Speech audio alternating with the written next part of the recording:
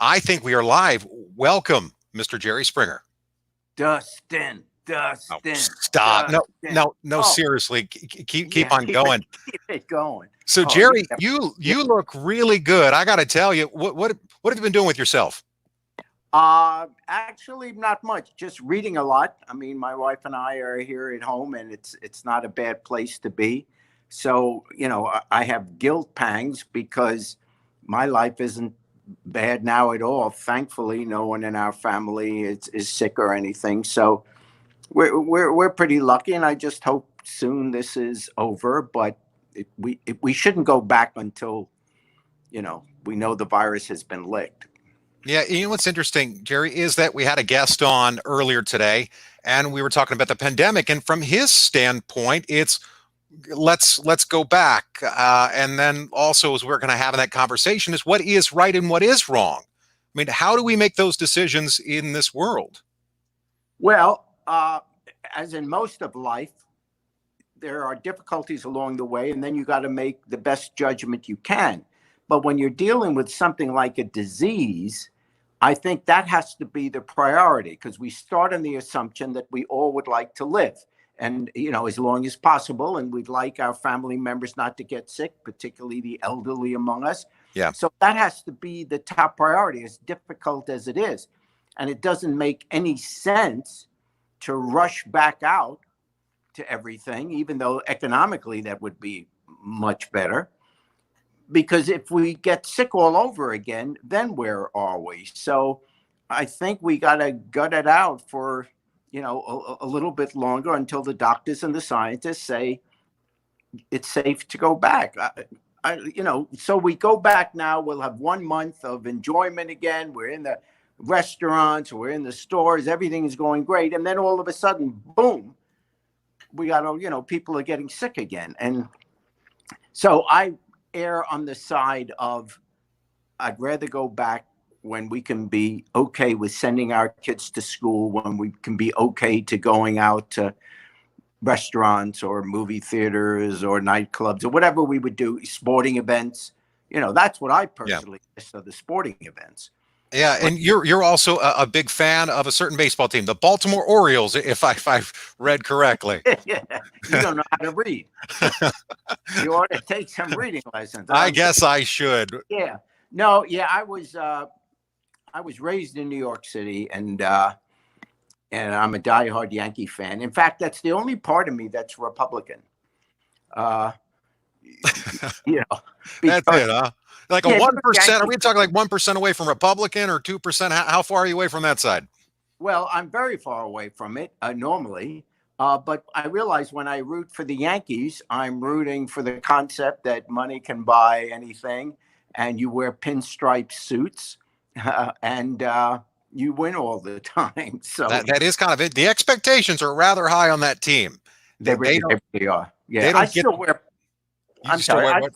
I still wear pinstripe pajamas. I You mean, I'm do not. You got to be. You're telling me the great Jerry Springer wears pinstripe pajamas after all these years. We finally find this out now. What's the matter with you, Jerry? Get your act together. Trust me, it's not a pretty picture. It's not. So when you're walking around the house, are you like one of these guys like bare feet? Are you socks, slippers? Because I'm the old man. I usually wear slippers. I wear actually, well, I wear socks, and then I don't wear slippers, but I do have indoor shoes because if when I come in the house, I take off my outdoor shoes. Otherwise, all the dirt that collects during the course of a day, and you got it all over the carpet. You're a And bit of a diva, Jerry. I mean, I would have thought a man of your caliber that you would not be so picky. That indoor, outdoor shoes. Do you have like walk in the shower shoes, go to the basement well, shoes? Like, do you have an entire collection of shoes? no, I have a wife. Oh, yes, same here. See, So and you're that not the boss. yeah, and that cleans up the house. And of course, she's right because she winds up doing most of the cleaning. Why did I say most of the cleaning? Most of the clean. I thought we're supposed to have like a system, like fair and balanced. You are a Democrat. Like, Yes. no one group should be given more, right? I'm almost all the way there. Yeah. No. Yeah. Well, you know what? My generation, I would argue, had the toughest because the rules changed during the course of my growing up. In other words, when I was a kid, I'm 76. So when I was a kid, You look great, there about it. You really got your mojo about you, Jerry. Well done, Jerry. no, you got bad eyesight. You're But like the anyway, AI. Are you the AARP spokesman these days, or what? oh yeah, I remember when I first got the envelope in the mail saying that mail. That, by the way, mail is something where something comes on. Doesn't exist, Jerry. It's Yeah, I know. I was made fun of the other day because, well, I'll tell you what, Steve Wilkos, the Steve Show. where you hide now, Jerry? Oh, I'm in Bunker or Sarasota. But he made fun of me because I took out my wallet and I had stamps in it. And honestly, he was laughing at me that I have stamps. He says, "What are you carrying stamps?" First of all, he was laughing at me because I had a wallet. But then he said, "You got stamps? What do appear you?" to have some technical difficulties on the Wi-Fi side. I am.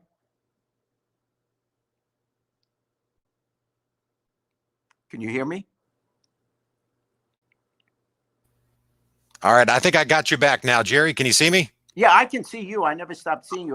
Your lips stopped moving though. Yeah, I tell you, this is the problem with live TV. How did you do it, man, and not make any mistakes or errors all those years? Well, if you watch my show, you see that I make a lot of mistakes. All right, so I thought you were faking it. I never knew that was actually part of the gag reel. Yeah, yeah. No, what happens is, in our show, there's no, well, in the old show, as Judge Jerry, I have to be serious. But when I was doing my regular show or the old show, there's no script because you could never have the people on our show remember their lines, or in some cases. That's right.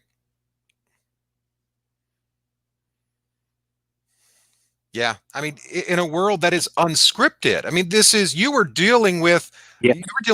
chaos. You were dealing with life. I mean, life in its sense, its raw sense, is chaos. Yeah, what it was, I think the show in the beginning, when it started in 1991, when it first started, it was shocking to people because we had never seen that kind of behavior on television before. We knew it existed in life. You can walk down any street in America and you can find what's, the same kind of situations, the same kind of people. We may deny it because it makes us feel better, but everyone has someone in their family that could probably have been on my show. And but we had never seen that on television before, and that's what was shocking. And I think that's probably why we were. And you were doing. Whoops. And you were doing it at a time, Jerry, where it wasn't acceptable, or maybe it was becoming more acceptable to share the side of yourself for your family. And you were taking a lot of risk by taking it on. I mean, for somebody now that, well, I'm like this compared to you, I interview some people that every one of those guests brings a new level of drama into your own life because the world of social media can be pretty mean. Yes, but only the technology is different. The human condition hasn't changed in thousands of years. I mean, 2,000 years ago, people would gather in the marketplace, in the town square, and they would chat about what was going on in their village. Oh, did you hear such and such as with so-and-so and all of that? Those stories have always been the same. There has never been anything on our show that isn't already in literature, in the Bible, in Shakespeare.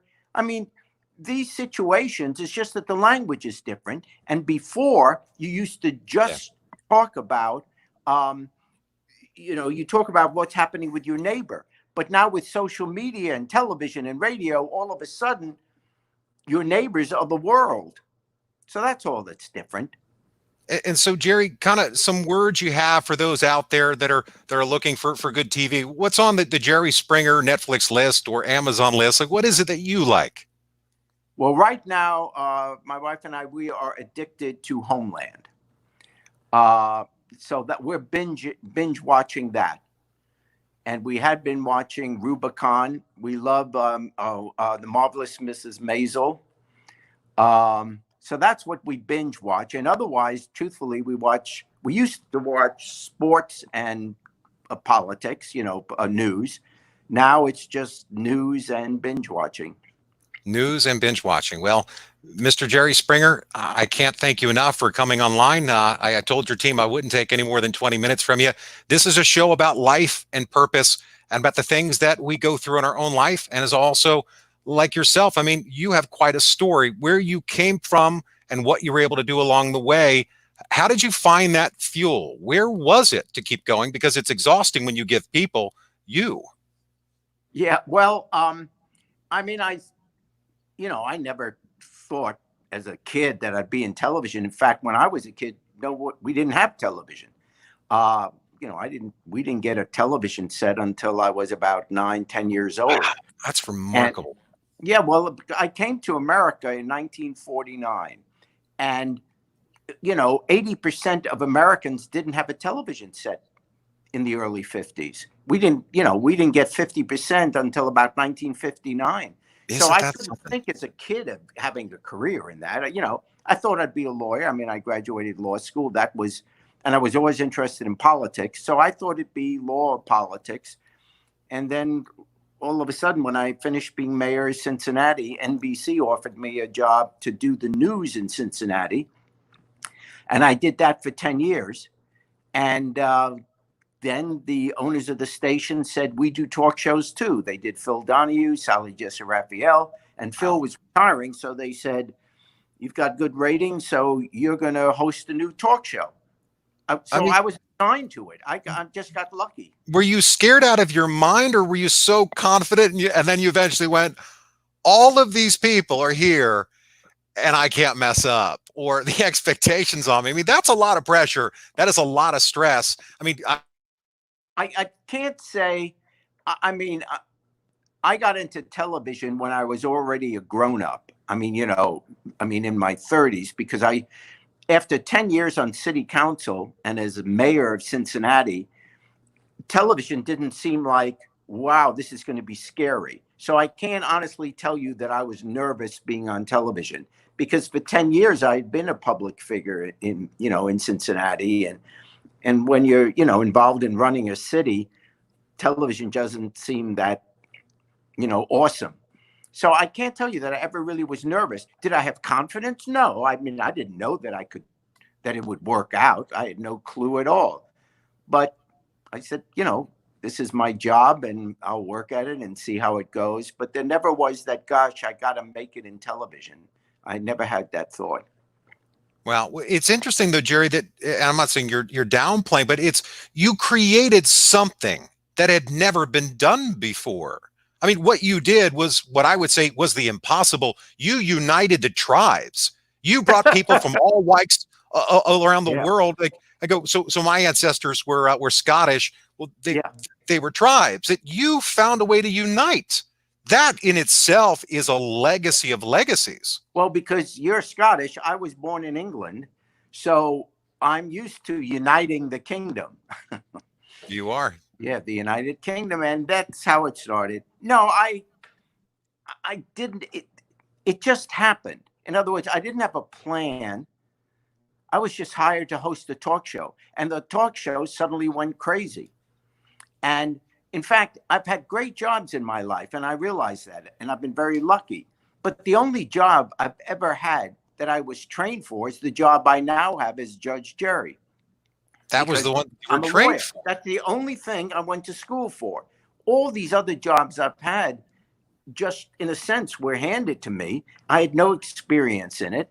And I've just been very, very lucky, and I'm obviously appreciative of it.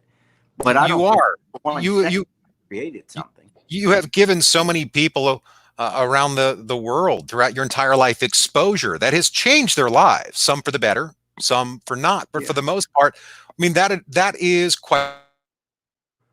Well, I always say that I think the best thing I did for America is I've saved American taxpayers money to be spent on national defense because our show is aired throughout the world. And when the rest of the world sees my old show, they no longer want to take over America. So we save on defense dollars. I have heard that a few times saying I've heard about the United States, Dustin, or hey, Yeah. there's towns. The people you have there, they fight over some crazy stuff. I'm like, I don't know, who would have thought you'd have to fight over a girlfriend or a wife? Yeah, yeah. Well, that I think is pretty universal. It is. And Yeah. so some of your biggest takeaways from the show. I mean, I imagine that it had its ups and it's had its downs. I mean, that well, yes, you could handle the pressure. There's also a certain expectation that begins to happen along the way that you have to keep delivering at the same level. Like, did you ever run out of energy? Uh, no, because it's television. It's not work. It's like, I mean, there are people on the show that really work, but what do I do? Now, on Judge Jerry, I work because I have to research the cases and make judgments, and so that that requires a lot of work. But doing my other show, what did I do? You only have to do three things as a talk show host. You say three lines. You said, "You did what? Come on out. We'll be right back." If you can say those three lines, you're a talk show host. And one of the questions just came in, Jerry, and our signal, our Wi-Fi, man, I tell you what, in Baltimore, I'm going to have to call Comcast, is that what are your thoughts on cryptocurrency? Are you a fan of crypto, Bitcoin? What do you think? Not particularly. I don't have a strong view about it. I think right now our regular financial system is in trouble because in a sense we're forced now to, the colloquial word is print some money, because we're going to have to figure out in the not too distant future, when we get out of all this with the pandemic, we're going to have to figure out a way for people to be able to have money that is not necessarily related to their job. Because the truth of the matter, with technology the way it is, there are more people than there are going to be jobs available. That's going to be inevitable. And so if people working isn't going to be the way to get money, we have to figure out some other ways as well. And that's not an easy, society hasn't had to deal with that problem ever. Yeah, Ever. no. But technology has eliminated the need for lots of jobs. I mean, even now, people that are now doing their work at home, the people that used to be in offices, all of a sudden, companies are realizing, wait a second, what are we spending all this money building office space, building these buildings? So that's going to affect jobs. Office space, why do you need that? Most of your workers can work at home in office type job. So I think there's going to be such a revamping of our economy and the way we distribute goods and services, the way we get money. It's a brand new world. I gave a graduation speech to a school out in Colorado. And basically what I said to the students is that this is the first generation in American history where you're being handed a blank slate. You will now create a new world when this is all over. You will decide what the rules are going to be. You don't have to just take what was handed to you, because that's been, in a sense, destroyed. Isn't that remarkable how far we've come? I mean, from your early days to now, did you see it happening in this way? I mean, of course, we couldn't foresee this pandemic, but what we're going into is really a brand new world. Well, what we kind of had some clues, but what clearly has happened, we all grew up believing that if there's a problem, America's going to fix it. I mean, that's the world we grew up in, that America had the best resources, the best innovation, the most wealth. We could fix whatever. And in every crisis, we've been able to do that. But these last few years, we have seen a government that is absolutely paralyzed. All of a sudden, no matter what your politics are, except for, some people that were way over on the extreme right, wackos, all of a sudden we see these people are really incompetent. I mean, nobody, you may be amused by Trump. Oh, he said a funny thing again, or this, that, or the other. But no one seriously believes that he knows what he's talking about. So it's not a matter that I disagree with him. It's a matter that I don't have confidence. If it is my kid that is sick in a hospital, do you really think I'm going to go to Trump for advice? I mean, we know that. Those things that are dearest to us, what Washington tells us now is just, and that is the first time that ever happened. Whenever there's been a crisis before, the country has come together. Now, 3 months into the crisis, people are showing up at rallies with guns. We're starting to dislike people because they wear masks. What's happening? That has never been the case. After Pearl Harbor, after after the Depression, after what happened in 2008, the country comes together. But I must say, though, Jerry, so again, this is your opinion, and I love opinions. Yeah. Because that you can disagree on certain things in certain areas and still someone's opinion. But don't you think the president has a very difficult job? I mean, there are people that you're going to make happy, and there are people that are going to be angry against you. I mean, you will never make everybody happy. Being president is probably the toughest job in the world, which means that if you're going to run for president, you better be a pretty high intelligence, education, temperament. That's exactly the point. Of course, you've got to be exceptional to be president. So, when I disagree with Trump, it's not that, I hate the person. There are a lot of people that I love that I don't think should be president of the United States. And that I think we can generally agree on. I mean, even when you find people that support him, they always start out with a point. Well, he is a little bit off the rails at times, and he says things and he behaves in a way. And there's always an excuse. You start out with an excuse because we recognize that, there may be something he does or did that you like, so you're happy with the result. If you're a wealthy person, you're happy that your taxes got lower. I get that. But on the point of leading us through a crisis, you want to see a level of competence. Forget his views. A few years ago, he was a Democrat. I'm not talking about what his views are. I'm talking about sheer competence. And you could be a lifelong, dyed-in-the-wool conservative Republican. Deep down, whenever you talk to these Republican politicians in private, they roll their eyes. They say, yeah, but I can't say that because I might get primaried. We all know. We all really do know, except a few on the edges, I agree. But the rest of us, we know what's going on. And yet we say it's okay. Why do we say it's okay for the most important job in the world? Let him be your best friend. But that doesn't mean he should be president. Now that's an interesting opinion, and one of you've lived a long life, Jerry. You have heard and seen and met a lot of people, and as I said, I value opinions because at the end, or for you in the beginning, where you are in your journey next, and the new group of people on Judge Jerry, that this is what you think, and it's the conclusion that you've come to, or at least the opinion you've come to. I understand. This is just my opinion. Of course. Yeah. But I think opinions are what makes us so unique and so different. You made a statement, though, a few minutes ago, and there's something that I use in my own life, and that's this, that if you're defending, you're losing. And that is one of the challenges that anybody faces when they have in this case, so I am a supporter of the president, but I do have to start many times with defending, saying, yeah, you're right on that. And yeah, I agree. But if I was president, there would equally be people that would say, hey, Dustin, I wish you would tweak this, and I wish you would do this different. So how do we in life, how do we have this respectful debate? I mean, you have made a career of respecting others' opinions, yet still having your own. That is an art, Jerry. Who taught you that, or how did you develop it?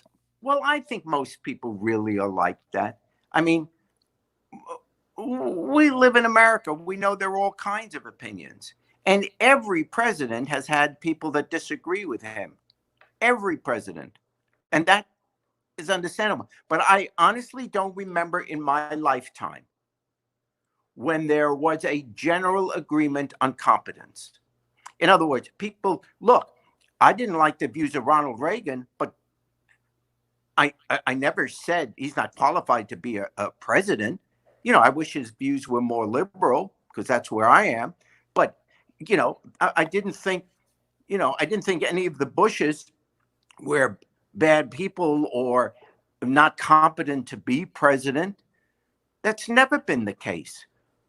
Probably since, which I wasn't alive then, but think James Buchanan, we've never had a president that was totally unfit for the job. That's the point I'm making. So Not a here's Jerry. disagreement on issues. I'm going to have to cut in here because I don't believe Biden will ever have a debate against the president of the United States.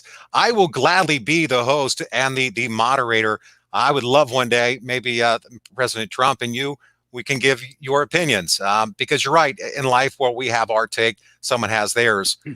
And so, Jerry, just from your side, some kind of not final words, because your guy just keeps on going and keeps on creating.